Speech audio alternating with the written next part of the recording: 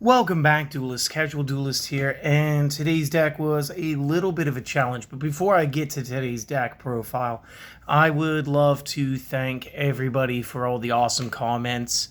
And yeah, we're probably going to break the 200 mark before the end of January here. We may even get it before the 25th, which would be cool.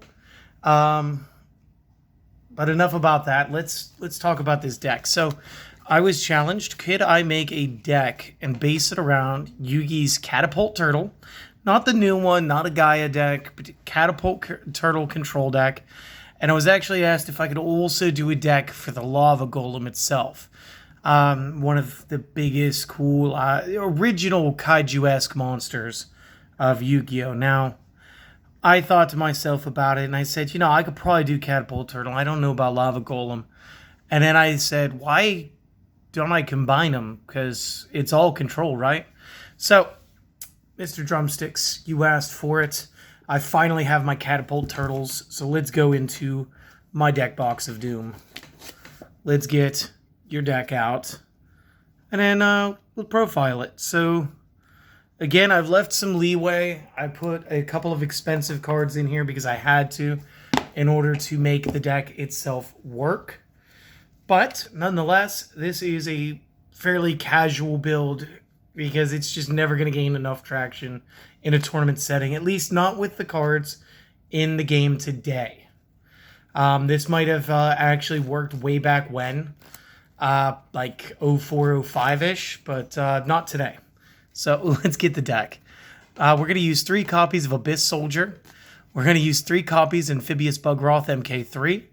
We are, of course, going to use 3 copies of Catapult Turtle. Guys, check out my Duelist League 18s with the blue name text. Those finally came in as ordered, and they look good. Plus, they have the most current errata on their text, which is awesome. We are going to use 3 copies of Hydrogeddon, 2 copies Lava Golem, and yeah, that's an original Pharaonic Guardian first edition. It's a little beat up. Wasn't worth grading, but it is worth playing every now and again. And I'm going to use, to round out my monsters, 2 copies of Warrior of Atlantis. Moving on to the spells, we're going to have 3 copies Legendary Ocean, 3 copies Brain Control, 2 copies Level Limit Area B, 1 very shiny Pot of Avarice, 3 semi-shiny Pots of Duality, 3 too expensive copies of Pot of Extravagance, and a single Terraforming. Why didn't I put in my Ultra Rare? Not sure, guys. Just went with it. And for the traps, we are going to use 3 copies of the very good trap card Crackdown, 2 copies Gravity Bind, and rounding it out with 3 copies Solemn Strike. Moving over to the extra deck, guys. I have 15 blank sleeves here for you. Literally, pick the 15 cards you want that you think that you might play. During playtesting, I didn't want the deck to function based on the extra deck because of my use for the Pot of Extravagance. Options you could play the Nightmare Engine, and again, since we've got the Extravagance going on, maximize with triple copies of everything. That'll take up 9 spots of your extra deck. So there's your 3 Phoenix, your 3 Cerberus, your 3 Unicorns. Again, level limit's going to be taking every water monster's level down. Let's talk about some rank 3s. You guys could play the I think it was called the Black Ray Lancer.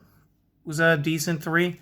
If we dealt anything with removal, I would suggest something along the lines of Levier the Sky Dragon. Honestly, play whatever you like. And then, of course, you still have 3 zones that are free. So, really, the extra deck is your time to shine with the expression of this casual build here. Anybody who is just interested, stopping by, checking out the deck list, and that's all you wanted, thanks for watching. If this or any of my other deck lists have, helped you out in any way, consider a subscription. Definitely go tell your friends, though. But for you, class is dismissed. And for everybody else, let's talk about my choices. So real quick, I wanted to base this off of one of my old friends' water control decks. Now, of course, he played the Leviathan Dragon Daedalus back in like 05, 06. A lot of this is actually very familiar to the way that he played. And it's just really good. It did win a couple locals. It was never very strong. But one of the cards that stuck out in my mind was his Abyss Soldier. So once per turn, you discard a water monster in your hand, target one card on the field, and again, this could be back row, this could be front monsters, this could be the extra deck monster up in your, you guys can't see it, bloop. Got those extra zones up top there. It's anything. You discard a water monster card and bounce that back to the hand. And this is great for control. One thing it can let us do is actually bounce our Lava Golem. So once we double kaiju the monsters on our opponent's side of the field, we can go ahead and, again, hit that Lava Golem, bounce it back, and replay it on another turn. It's fantastic that way. MK3, kind of a weird sleeper tech. And again, this dates back to like the 05, 06 Goat-ish, Reaper-ish formats.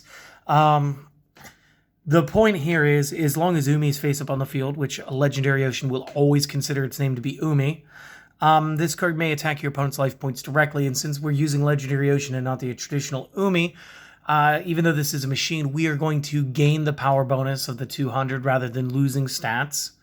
And secondly, you got to remember, we've got the double gravity bind and the double level limit area B, which is effectively not going to harm any of my 4 stars, because there are actually 3 stars in the hand and on the field. This means that we're just going to be able to pop directly for 17s. Hopefully Lava Golem's getting his shots off on our opponent during their standby phase. That's 1,000 a turn. And then, of course, there's all the shenanigans that we're going to pull with the Catapult Turtle as well. Speaking of, let's talk about him. Under Legendary Ocean, we have removed a star level, making my bad boy here a nice normal summonable no tribute 4-star. And most importantly, once per turn, you contribute 1 monster. Inflict damage to the opponent equal to half the attributed monster's attack on the field. Stop. Let's dissect that. So we got to tribute a monster. So Mind Control's out. Mind Control will let you use the monster for like a Synchro and a Link and an Xyz. It will not allow you to tribute for an effect. So we're not getting it off there with the Catapult Turtle. But if the Brain Control or the Crackdown works, we will be able to take our opponent's monster. Additionally, we inflict damage equal to half the attack on the field. Okay, if you're playing somebody who's playing like equips for some reason, or they've used an effect to augment the strength of one of their cards, you get the increased stat. So like with the Lava Golem, this would be 1,500 because it's a 3,000. But if for some reason, and I like nice round numbers of like thousands, let's say for some reason they had an Axe of Despair on it, they decided they were going to go at you, and you were like, "No, Crackdown. I'm going to put the Golem back on my side of the field with his effects negated because that's how Crackdown works." But thanks for increasing it. So now that it's 4K on the field, when I sack it for the Catapult Turtle, that's 2K instead of 1,500. So it's worth noting. And again, if you end up playing up against something more realistic, let's say you're playing against a relinquished restrict player in a casual matchup. Again, normally the monster would have a written stat of 0. However, the current on-field version is going to base itself off the equipped card. So again, if that, let's say that relinquished had absorbed that Lava Golem, relinquished is counting himself as 3,000. So when I take the relinquished and fire it at my opponent, that's still going to be 1,500. So Catapult Turtle, kind of a sneak. And again, because the fastest way to play him is to draw him, because there's no real way to tutor him outside of trying to play Mother Grizzlies and then run my monsters into yours, which is the absolute opposite of what I'm trying to do. So that's why the Pot of Extravagance. But, Catapult Turtle, great card, and actually going to be more useful because of all that. Hydro Get-On used to be sort of meta because because it's effect. So when it destroys an opponent's monster by battle and sends it to the discard pile, you can special summon another one from your deck. The additional one can attack. Of course, if you start the game with 1, you run over a monster, you summon the second one. If they have another monster, you run that over. You can summon up the third. This will help you with Link plays and or Xyz plays. So kind of cool. The fact that it's going to be a 3-star 1,800 under our field spell, also very cool. So there's that. And of course, the double lava golem. Not a lot changed with this character's effect over the years. It's still a special summon to the opponent's side of the field by offering 2 of their monsters as tributes, and then inflicts 1,000 points of damage to the controller during their standby phase. And also, when you special summon this monster, you may not normal or set during the same turn. However, you could special summon. So if a special summon is available to you, if you wanted to go through with a link play, that is still a very, very playable option for you. And again, Warrior of Atlantis, it's going to be 2,100 when we go with the field spell. But this is also our monster discard for this field spell. And of course, specifically for Legendary Ocean. But that's fine. If I had a third of this, I would have gone with a third of this instead of playing the terraforming. But I think you guys have realized by now, or I may have said it a couple of times, I am very much against, just based on myself, not other Yugi tubers, I'm against trying to show you a deck that I cannot play. So I will show it to you the way that I play it. And if there's a substitution that I would make like this, then I will talk about it. I honestly did think I did think that I had a third when I was going to do this. When I realized I didn't, terraforming was just a quick swap in. Off to the spells, the ocean. Again, we've said this a couple times now. Always treated as Izumi. Reduce the level of all waters in both monsters' hands and field by 1. And all water attribute monsters gain 200 AD. So very good, very good. Brain Control, 800 life points, allows us to take control of a face-up monster our opponent controls till the end of the turn. We are allowed to attack with it, which I did during playtesting. We are allowed to tribute it. We can attack and then tribute after normal summoning our Catapult Turtle for nothing because we have access to Legendary Ocean. And this is where the combos really start to come in. And Brain Control, again, unlimited right now, allows me to take full advantage of maximizing with 3 copies. 2 cards I didn't mind putting in here was like Level Limit and Gravity Bind. And I'll talk about Gravity Bind here in a second, but Level Limit Area B. Change all face-up level 4 or higher monsters to defense position. And it should continue to read something to the effect of, right there, then they remain in defense position as long as the card remains active. This will paralyze everything except Xyz and Lynx because they have ranks and link ratings appropriately. And back in the day, this was way more powerful. Right now, it's just sort of a stall tactic. So it's okay. And it's also there because, again, we are using the Lava Golem. And the reason we chose Lava Golem over a regular Kaiju is technically if our opponent had 4 monsters and we had 2 Lava Golems in our hand, we could dump both of them. Yeah. So then would be 2,000 per turn that they would be taking. And of course, then they wouldn't be able to, attack us with them because of the Gravity Bind at the level limit. However, of course, you got to be aware that your opponent's going to try to link. So just be aware of that. Pot of Avarice, very simple. Select 5 in the graveyard that are monsters. Shuffle them back into your deck. Draw 2 cards. Only wanted 1. This deck can run out of monsters rather quickly. So it's a good idea to have a recycler. The Duality. Excavate the top 3 cards of your deck. Add 1 to your hand. Shuffle the rest back into your deck. And you can only activate 1 of these per turn. Cannot special summon during the turn you activate this. If you play the Pot of Duality, you cannot Lava Golem your opponent on the same round. And vice versa. If you play the Lava Golem first, you can't use Duality. Little bit of a drawback. However, because of the add to hand effect, it's going to interact well with Extravagance. And that is, the effect is at the start of the main phase 1. It has to be your first play or else not a play that turn. Banish 3 or 6 random face down cards from the extra deck, which is why I used blank sleeves. Draw 1 card for every 3 cards banished. So it's a draw 1, draw 2, your choice. For the rest of the turn after this card resolves, you cannot draw any cards by card effects. But again, Excavate and adding to hand works. But you also won't be able to go Extravagance, okay, Avarice. That's something that won't be able to happen. And of course, Terraforming. I'd rather have a 3rd Warrior of Atlantis, but we make do.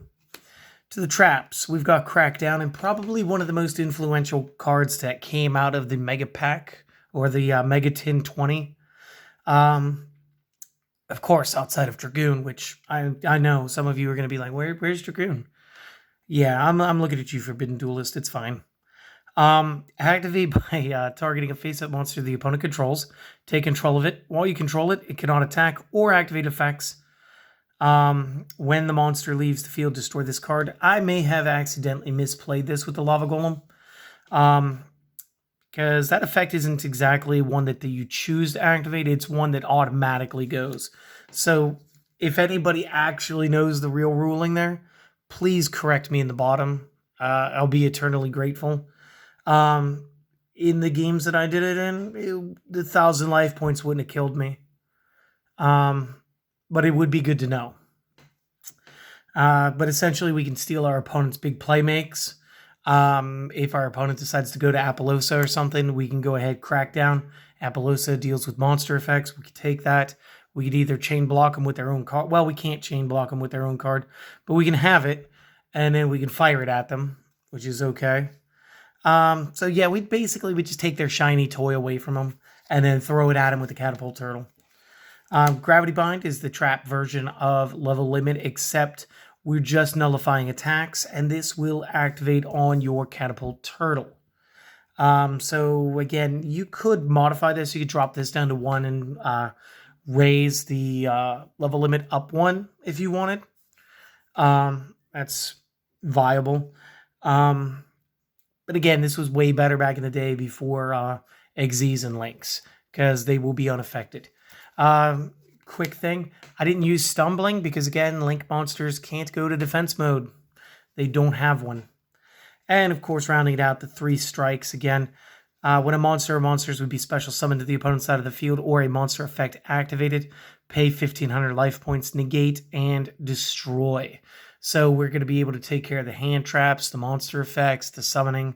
It's my favorite multi-tool right now. I know a lot of players are playing Impermanence, but I already put the Extravagances in here, and I didn't want it to be a $200 deck off 6 cards, you know? It's bad enough it's already like a $100 deck just because the Extravagances.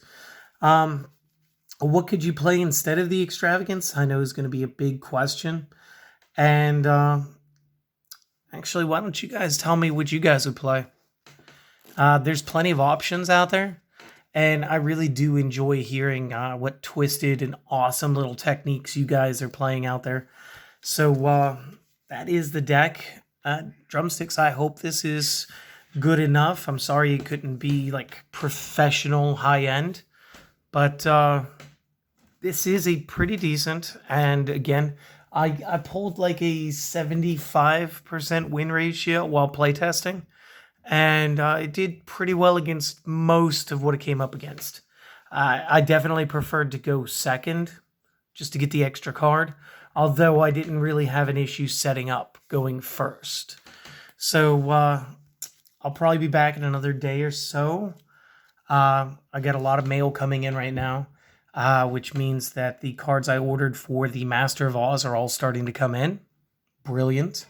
Again, the cards for Drytron and the Live Twins and the Magistus. That's all starting to come in, and I can't wait to profile those decks. And of course, I'm going to go to my go-to thing, and I'm going to stall out while doing some more speed duel stuff. I'm thinking I'm going to save the God cards till last. I think I still have Phantom Beasts to work out. And I thought there was one deck I wanted to update too, but I'll figure it out. Thanks for watching, guys, and I'll see you next time.